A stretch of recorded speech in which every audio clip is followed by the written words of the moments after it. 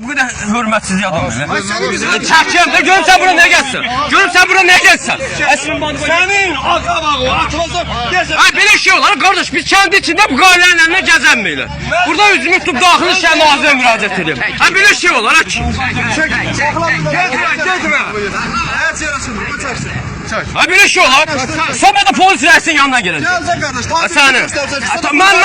Sen xulqanlı, sen buraya zakarsan gəlirsən. Mən heç nəsə, üstümə gəlmə. Üstümə gəlmə, sən kimsən? Mən fikrim olsun ki, vətəndaşız. Siz öz başına oluyorsun. Sənə icazə yoxdur buraya girməyə. Nə? Sen ixtiyarla, sen kimsən maşını qoğmaysan? Biri zulüm olar ha. Burada kürsün. Allah'ın da emin kafanı sen çürsen ki. Sabah da polis reisinin yanına gir. O reisin qabına gezir sabah. Böyle şey olar ha. Bu kətdə öz başına alıqdır. 73 yaşım var.